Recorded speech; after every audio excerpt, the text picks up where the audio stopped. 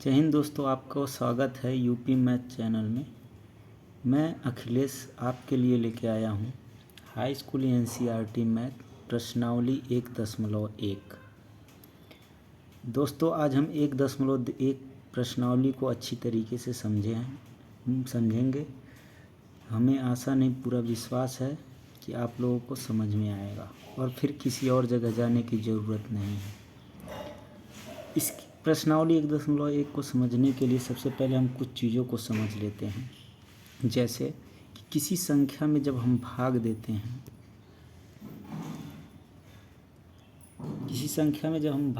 हैं, तो ये जो बीच वाला होता है इसे बोलते हैं भाज्य, और जिस संख्या से भाग देते हैं उसे बोलते हैं भाजक।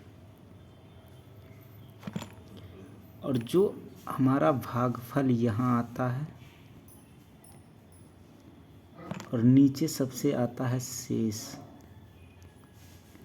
एक छोटी सी बात इसमें हमको समझना है, सिर्फ 2 मिनट के लिए समझ लीजिए, फिर हम क्वेश्चन पे चलते हैं।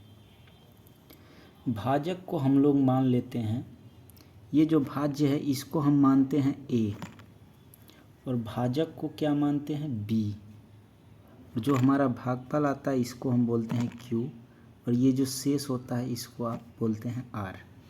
तो आप लोगों ने इतना समझ लिया, तो आप एक चीज़ और समझ लीजिए कि एक फार्मूला आप लोगों को पता होगा। फार्मूला क्या है कि भाज्य बराबर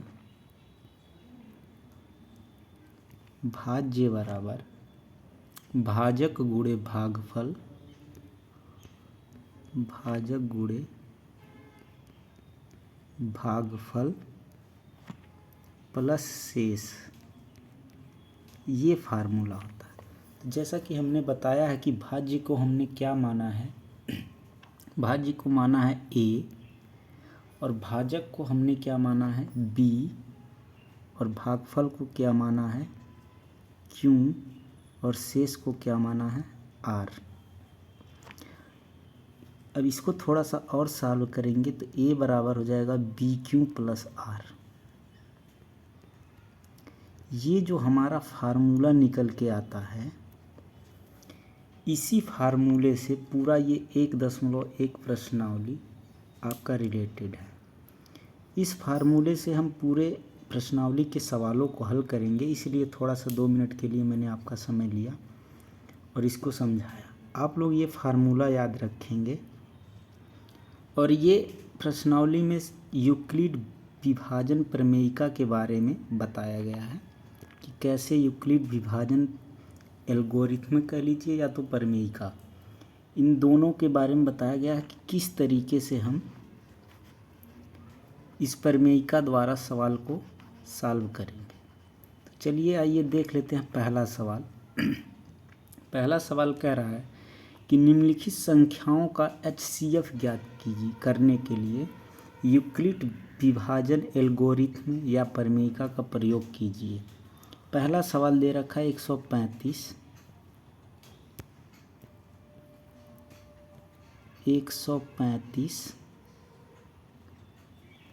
और 225। ठीक, तो हम एक जो बड़ा वाला है इसको हम a मान लेते हैं। क्या मान लेते हैं a, किसको 225 को, और इसको हमने b मान लिया 135 को। तो अब आप लोगों को इतना बस करना है, और उसके बाद फिर आगे क्या लिखेंगे कि यूक्लिड विभाजन प्रमेयिका द्वारा, यूक्लिड विभाजन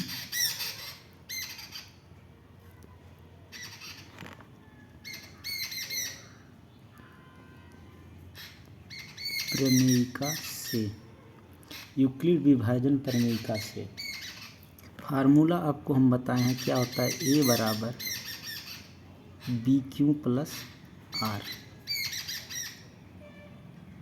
a बराबर bq प्लस r।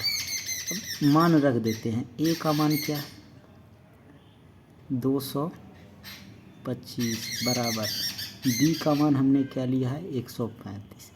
तो अब 225 में हम 135 से भाग देते हैं। 225 में भाग देना है किससे? 135 से। चलिए भाग दे लेते हैं। तो एक बार जाएगा और 135 आ जाएगा, और इसको जब घटाएंगे हम तो 5 में से 5 जाएगा 0, 12 में से 3 जाएगा 9, ये हमारा ख़त्म हो जाएगा। यानी कि जो क्यों आया वो आ गया 1, और आर हमारा कितना आया 90। तो क्यों के जगह पे हम क्या रखेंगे 1, और आर के जगह पे क्या रखेंगे 90। हम यह प्रक्रिया तब तक करेंगे जब तक कि रिमाइंडर जो है हमारा शेषफल 0 नहीं आ जाता। ये जहाँ 90 आया है, ये जब तक 0 नहीं आएगा यही प्रक्रिया हम दोहराते रहेंगे। अब क्या करेंगे, 135 को हम ए मान लेंगे बराबर। अब इस 90 से भाग दिया जाएगा, इस 90 से भाग दिया जाएगा 135 में। दे लेते हैं। 135 में जब हम 90 से भाग देंगे, देखिए कितनी बार जाता है। 90 91 90, एक बार जाएगा। 9 दूना 18, 180 होता है, तो वो अधिक हो जाएगा। तो 5 में से 0 घटाएंगे तो 5 बचेगा। 13 में से 9 घटाएंगे कितना बचेगा 4। यानी कि हमारा क्यू आ गया 1, आर आ गया 45। तो क्यू के जगह पे हमने 1 लिखा, प्लस आर हो गया हमारा 45। ठीक है। अब आगे फिर देखते हैं। अभी भी कब तक करना है हमको, जब तक 0 ना आ जाए। तो 45 आ गया। अब फिर हम क्या करेंगे, इस 90 को बाहर रखेंगे और फिर भाग देंगे किससे, इस 45 से, मतलब 45 से।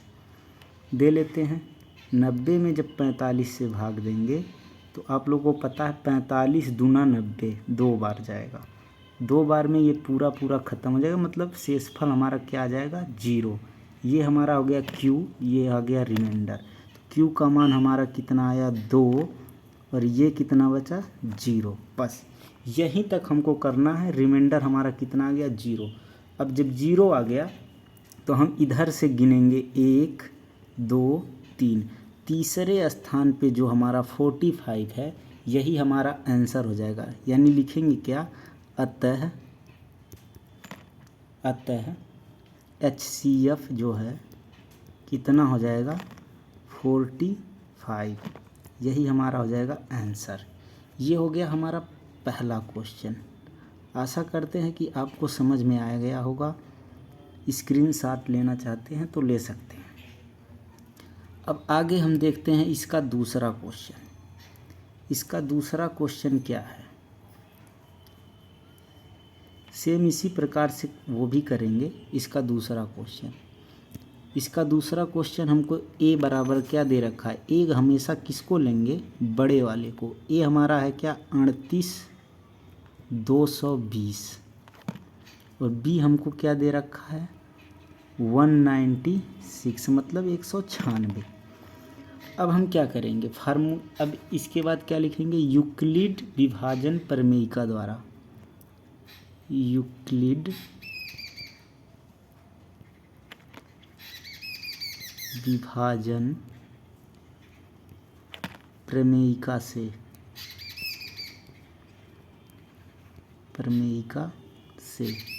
यूक्लिड विभाजन प्रमेयिका से। तो हमको पता है कि फार्मूला क्या होता है, ए बराबर BQ प्लस आर। ये हमारा हो जाता है फार्मूला यूक्लिड विभाजन प्रमेयिका का। तो अब इसके जगह पे मान रख देंगे। ए का मान कितना है 38,220, ठीक है, बराबर बी का मान कितना है 196। फिर वही काम करेंगे, 38,220 में 196 से भाग देंगे। चलिए दे लेते हैं। 38,220 भागा 196 से जब भाग देंगे, चलिए देखते हैं। सबसे पहले तो एक बार जाएगा, क्योंकि ये 200 के करीब है। दो बार करेंगे तो 400 हो जाएगा। तो एक बार जाएगा, तो सबसे पहले एक बार जाएगा, तो 196 घटा लेते हैं। 12 में से 6 जाएगा, क्या बचेगा 2। 12 में से 6 जाएगा 2। फिर यहाँ कितना बचा 7, 17 हो जाएगा, इससे उधार लेगा। 17 में से 9 जाएगा, क्या बचेगा 6। आगे क्या है, यहाँ कितना बचेगा, 2 में से 1 जाएगा 1, सॉरी 17 में से 9 जाएगा तो 8 बचेगा। 17 में से 9 जाएगा, क्या बचेगा 8। और यहाँ बचा 2, 2 में से 1 जाएगा, 2 में से 1 जाएगा तो 1 बचेगा। अब इसके बाद हम क्या करते हैं, यहाँ 12, सॉरी यार गलती हो जा रहा है, अब से घटाते हैं। 12 में से 6 जाएगा तो 6 बचेगा। 2 में से 6 जाएगा नहीं, क्योंकि 12 में से 6 जाएगा 6, यहाँ 7 बचेगा। 17 में से 9 जाएगा 8 और यहाँ 1। ठीक, अब इस 2 को उतार लेते हैं। अब देखो 196 से अब इसमें भाग देंगे, इसमें भाग देंगे तो हमको जाएगा लगभग 9 बार। 9 बार ट्राई कर लेते हैं। तो 9 का गुणा करेंगे, 9 छक 54, 54 को 4, हाथ में आया 5, 9 9 81, 81 और 5 86, 86 को 6, हाथ में आ गया 8, 9 1 9, 9 8 17, ये हमारा हो गया 1764। घटा लेते हैं तो 12 में से 4 जाएगा 8, 15 में से 6 जाएगा 9, ये हमारा 7 7 कैंसिल, ये भी कैंसिल। इधर क्या बचेगा 0, 0 उतार लेंगे। अब देखते हैं कितनी बार जाएगा। अब 196 से फिर पहाड़ा पढ़ेंगे, फिर इसको हम ले जाते हैं 5 बार। ठीक, तो 5 बार ले जाते हैं तो 5 छक्का 30 को 0, 5 छक्का 30 को 0, हाथ में आ गया कितना 3, 5 9 45, 46 47 48 को 8, हाथ में आ गया 4, 5 1 9 5 4 9, मतलब कि ये पूरा पूरा ख़त्म हो जाएगा 5 बार में। ठीक है, 5 बार में पूरा पूरा ख़त्म हो जाएगा। यानी कि हमारा जो Q है वो कितना आ गया 195, और R जो है वो कितना आ गया 0 आ गया। ठीक, तो अब यहाँ से हम क्या करते हैं कि Q कितना आया 195। देखिए Q का मान आ गया 195 प्लस R का मान 0 आया। 0 आ गया तो यहीं तक हमारा सवाल हो गया कंप्लीट। अब यहाँ से गिनेंगे क्या 1 2 3, यानी जो तीसरे स्थान पे यही हमारा 196 आंसर हो जाएगा। क्या लिखेंगे, अतः HCF बराबर 196, ये हो जाएगा हमारा आंसर। आशा करते हैं आपको समझ में आया होगा ये भी क्वेश्चन। ठीक है, थोड़ा सा भाग इसका बड़ा था। भाग अगर यदि आप लोगों को आता है तो आप लोग समझ गए होंगे, अगर भाग नहीं आता है तो आप लोग बहुत कमज़ोर स्टूडेंट हैं। कम से कम भाग देना तो आना चाहिए। चलिए ठीक है, नेक्स्ट क्वेश्चन देखते हैं। सीख लीजिए, कोई बड़ी बात नहीं है जिसको भाग देने नहीं आता है तो। नेक्स्ट क्वेश्चन हमारा क्या है, नेक्स्ट क्वेश्चन है तीसरा नंबर। तीसरा नंबर क्वेश्चन है,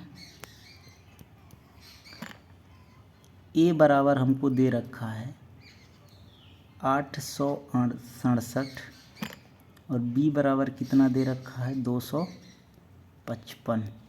ठीक है, ए और बी का मान पता है तो अब हम क्या करेंगे, लिखेंगे आगे कि यूक्लिड विभाजन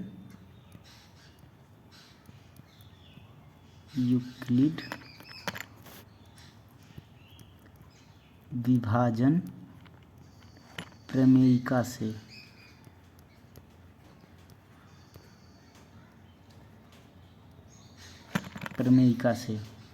यूक्लिड विभाजन प्रमेयिका से। अब हमको फार्मूला पता है। फार्मूला क्या होता है, ए बराबर बी क्यू प्लस आर, ये है फार्मूला। ए का मान रख देंगे 867 बराबर, बी का मान कितना है 255 55। फिर अब वही प्रक्रिया है कि 867 में भाग देंगे 255 से। ठीक है, चलिए दे लेते हैं। 255 से जब भाग देंगे तो 2 तियाँ 6, लगभग 3 बार जाएगा। ठीक है, 3 बार देखते हैं तो 3 पचे 15 को 5 हाथ में आ गया 1, 3 पचे 15, 1 16 को 6 हाथ में आ गया 1, 3 दूना 6, 1 7, 765। घटा लेते हैं, यहाँ 2 बचेगा, यहाँ 0 बचेगा, यहाँ 1 बचेगा, 102। ये हमारा क्यों आ गया, ये हमारा आर आ गया। क्या है, आर, 102 बचा। ठीक है, लिख लेते हैं। तो क्यों का मान कितना आया, 3 गुणे 3 प्लस आर का मान कितना आया है, 102। ठीक है, अब अगला प्रक्रिया क्या करेंगे, इस 255 को रखेंगे बाहर। 255 के हमने बाहर रख लिया, बराबर ये 102 से अब भाग देंगे। 102 से हम भाग देंगे। 102 से जब भाग देंगे तो चलिए दे लेते हैं 102 से भाग। ठीक है,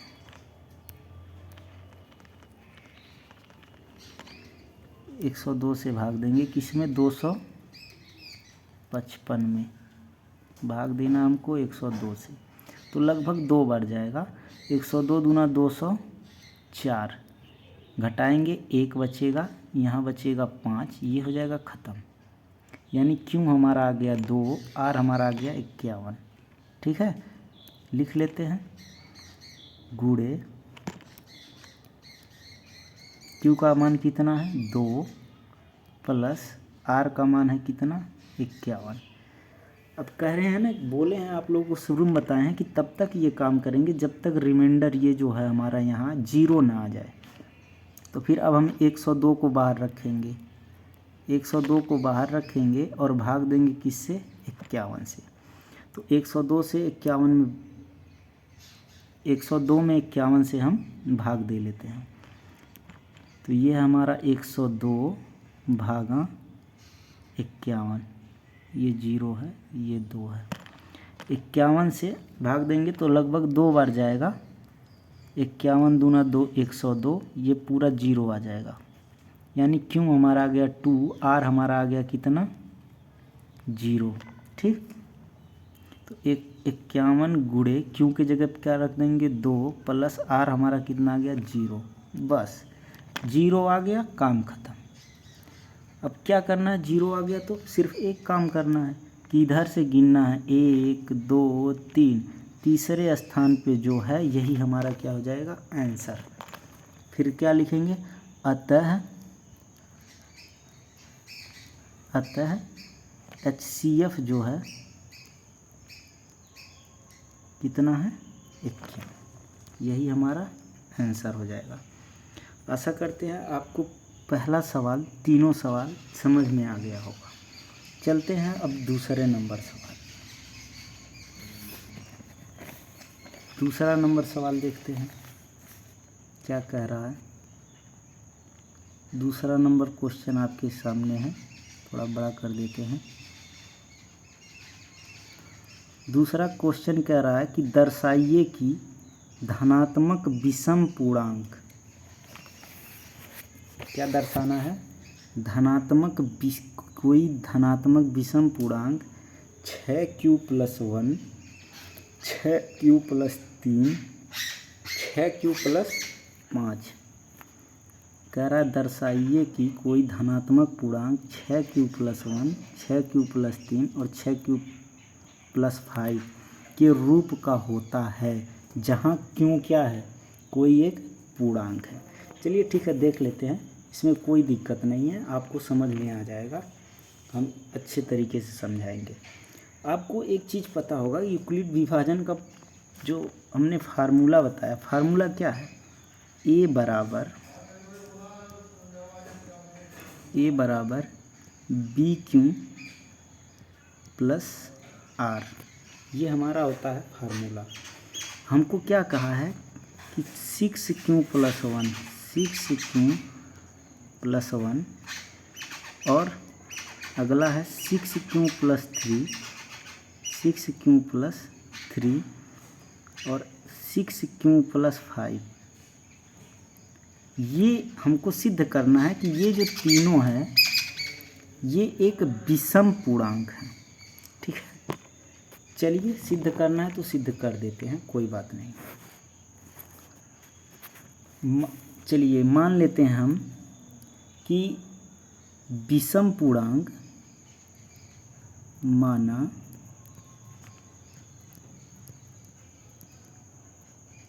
विषम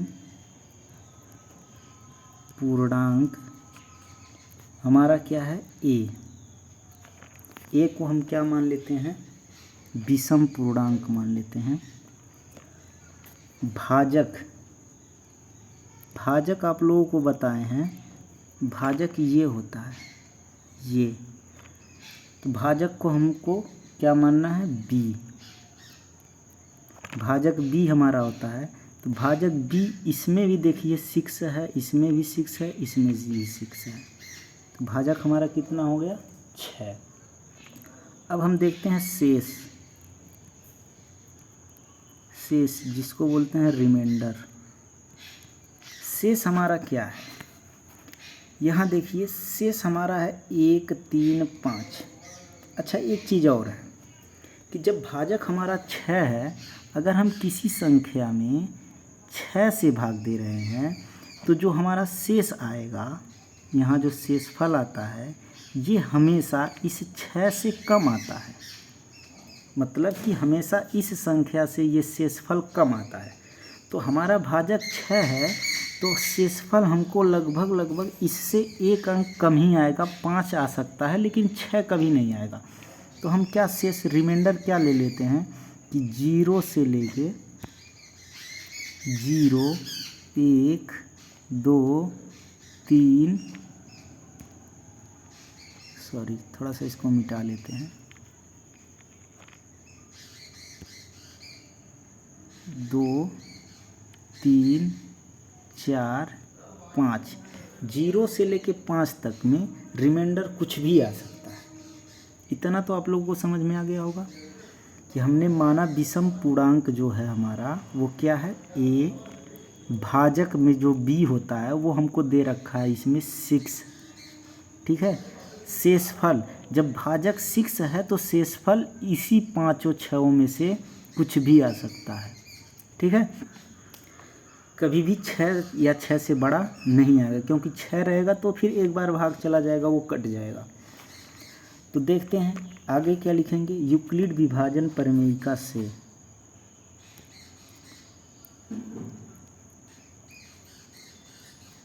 यूक्लिड विभाजन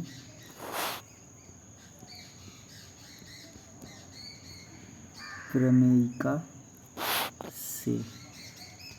आप लोग मेरे राइटिंग पे मत जाइएगा, मेरा राइटिंग बहुत ख़राब है। फार्मूला क्या होता है यूक्लिड विभाजन प्रमेयिका से, a बराबर BQ + R, ये हमारा फार्मूला होता है।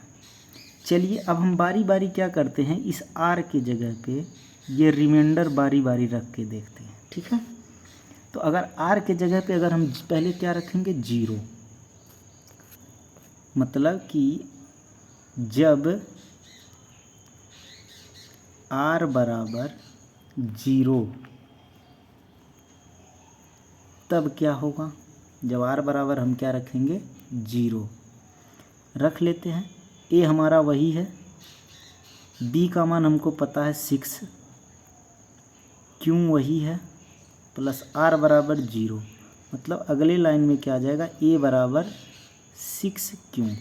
अच्छा आपको एक चीज़ समझ में आया होगा यहाँ पे कि ये जो 6Q आया है ये सम है या विषम, तो ये है सम। तो कहिए कैसे, ऐसे सम है कि अगर कोई सम संख्या के साथ किसी भी संख्या का गुणा करेंगे आप, 1 का, 2 का, 3 का, मतलब Q का मान कुछ भी रहेगा जब गुणा करेंगे तो हमेशा क्या आएगा, सम, और विषम संख्या के साथ गुणा करेंगे तो विषम। मतलब कि सम विषम कौन डिसाइड करेगा, जब यहाँ पे हम 6 के, ये अगर हमारा सम है तो सम आएगा, विषम है तो विषम आएगा। तो यानी ये हमारा क्या हो गया, सम। कब आया सम, जब हमने r का मान 0 रखा। अब हम क्या करते हैं, r का मान 1 रखते हैं, ठीक है। अब जब r का मान हमने 1 रखा, r का मान जब 1 रखेंगे तो हो जाएगा क्या, a बराबर b का मान 6 है ही, क्यों वही रहेगा, और r का मान हमने 1 रखा तो +1 हो जाएगा, बस सिंपल सा। अब देखिए ये तो हमको पता है कि ये सम है, लेकिन किसी भी सम संख्या में जब 1 जोड़ देंगे तो ये क्या हो जाएगा, विषम, सिंपल सा बात है। अब r का मान हम क्या रखेंगे, 1 रख दिए, अब क्या रखेंगे, 2 रखेंगे। अब a बराबर r का मान 2 रखेंगे तो 6 जो है b का मान, क्यों का वही है, r का मान 2 रख दिए, ये भी हमारा सम हो जाएगा। क्यों, क्योंकि सम संख्या में हमने 2 जोड़ा है, और सम संख्या में जब 2 जोड़ेंगे तो हमेशा सम ही आएगा, विषम कभी नहीं आएगा। अब r का मान फिर क्या रखेंगे, 2 रख दिए, अब 3 रखेंगे तो हो जाएगा 6q + 3, 3 रखेंगे तो r की जगह 3 हो जाएगा। ये हमारा 3 जोड़ेंगे तो ये क्या आ जाएगा, विषम, ठीक है। इतना तो आप लोगों को समझ में आ ही रहा होगा। अब फिर 3 के बाद एक r का मान क्या रखेंगे, 4, 6q + 4, 4 रखेंगे तो ये क्या हो जाएगा, सम हो जाएगा। एक और बचा है 5, 5 भी रख लेते हैं तो हो जाएगा 6q + 5, ये हमारा क्या आएगा, विषम। अब हमको पता चल गया कि 1, 2, 3 ये तीनों क्या हैं, सम हैं, और बाकी जो बचे हैं वो विषम हैं, ठीक है। तो हम क्या लिख सकते हैं, अतः क्या लिखेंगे, अतः धनात्मक विषम पूर्णांक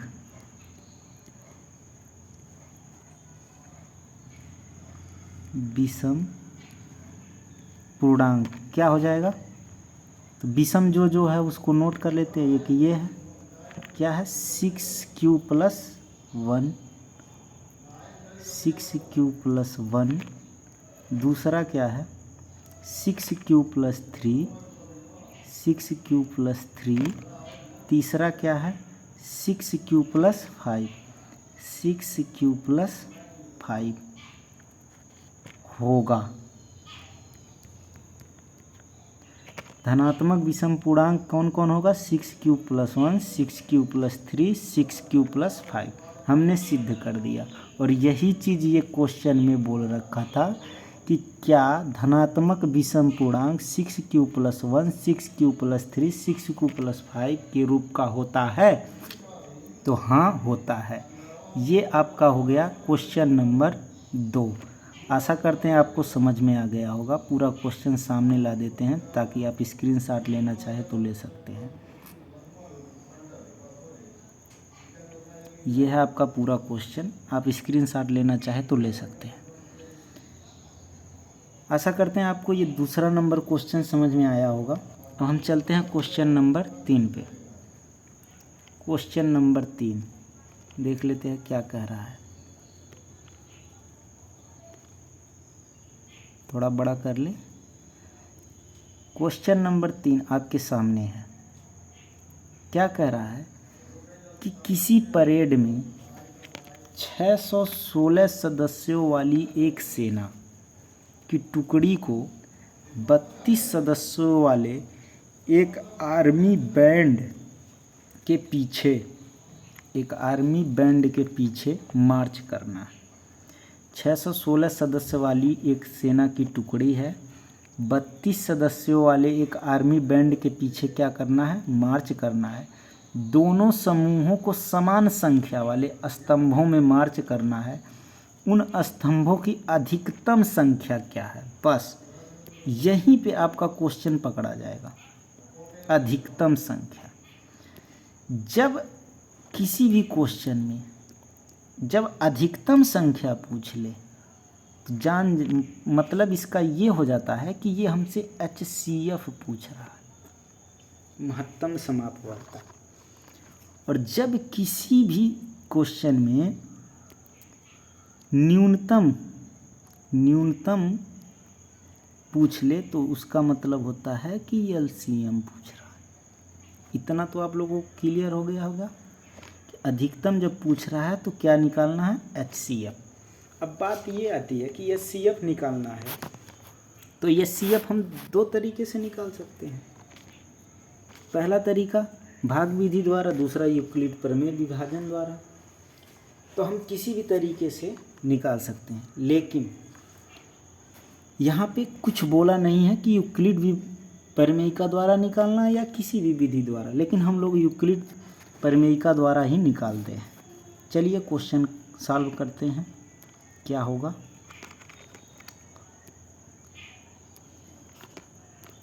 देखिए ए का मान हमको क्या दे रखा है, 616, और बी का मान हमको क्या दे रखा है, 32। अब आगे लिख देंगे यूक्लिड विभाजन प्रमेयिका से, यूक्लिड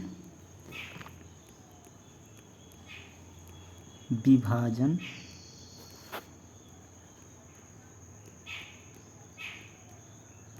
प्रमेयिका से, ठीक है, यूक्लिड विभाजन प्रमेयिका से। अब हमको पता है कि फार्मूला हमारा क्या है, ए बराबर BQ प्लस R, सिंपल सी बात है। तो ए का मान कितना है, 616, बी का मान कितना है, 32, क्यू का मान निकालना है। तो क्यू का मान हम कैसे निकाल सकते हैं,